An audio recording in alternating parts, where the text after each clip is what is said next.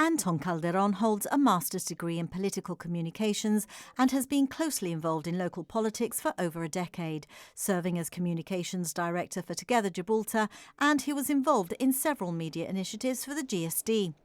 The Chief Minister said his work has consistently shown depth, integrity and a genuine respect for our institutions, and he'll oversee the transformation and modernisation of the government press office to improve transparency, accessibility and citizen engagement. I'm very proud. I'm very privileged. I feel like I've kind of prepared my entire life for this moment. My professional experience and my sort of academic background has all kind of built up to this. This was always the job that I wanted to do, and I'm very fortunate that I've been given this opportunity. And I look forward to serving the people of Gibraltar and putting all my skills to work for them. Clive is going to remain involved, which is great, because I'm going to have the privilege of his experience and learning from him. And he's built a very effective network of people that work with the government of Gibraltar and with the press office. So I look forward to learning from him and having the privilege of his experience and his mentorship.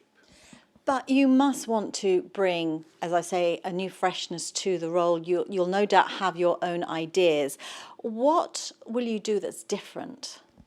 Okay, so the plan is to try and turn the press office into a communications department. And that means doing everything the press office used to do, sort of react and respond to the media as it happens, be a place where government announces via the press what it does and its initiatives and policies, but also to have a voice.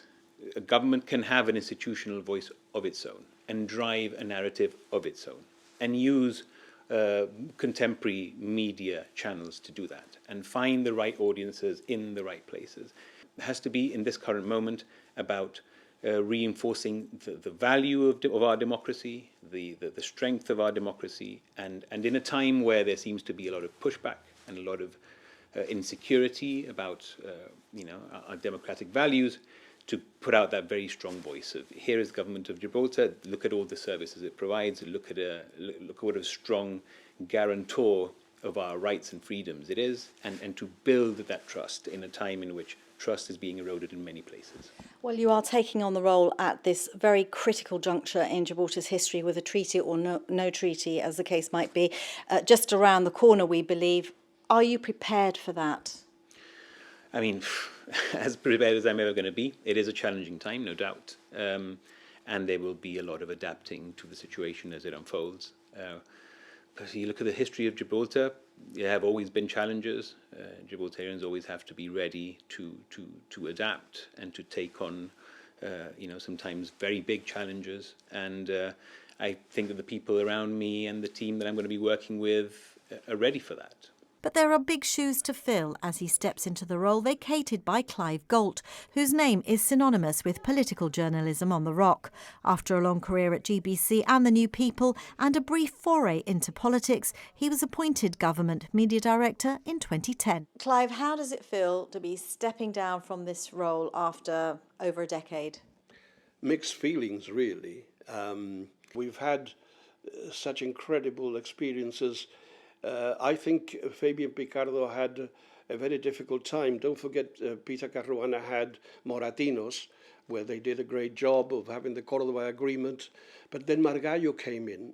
So Fabian Picardo the GSP found they had Margallo, who was totally anti-Gibraltar, who destroyed the Córdoba Agreement, wanted nothing to do with it, even took out the Instituto Cervantes, and didn't want anything to do with Gibraltar. And there was a huge gap there. It was very difficult to go into Spain and speak to politicians. A lot of people didn't want to see you, and the atmosphere was very, very tough. So that was a particularly bad time. But of course, this government has had COVID. And should I mention something called Brexit? So imagine the experiences that we faced. And we're still going strong, we're still fighting, but it's been very, very tough. The government press statement said that you will retain a consultancy role. Can you just elaborate a little bit on that? Well, I will continue the work I do in Spain and with the Spanish media. When they come here, dealing with them, inviting some people down to see us firsthand so they can see what Gibraltar is about. And then, of course, I'll go over and meet politicians and lobby politicians, those who will see me, because, of course, it's far more difficult to be seen by people on the right of politics in Spain as to being seen by people on the left or the center of politics in Spain. And, of course, the media. I will try to influence as much as I can. It is a thankless task, and Gibraltar is small, doesn't have the resources to cope with the mass media that is in Spain, very much in the hands of the right-wing media or the right-wing thinking. So it'll be difficult, but I've been doing it. I have the contacts, I have the knowledge or the experience, if you like, and I will go further in that direction. I need to be active. I can't be sitting around at home watching things go by. Or maybe I can come back to GBC. The government says the new media department will focus on strategic planning, digital engagement and building public trust to usher in a more modern, responsive and inclusive approach to communications.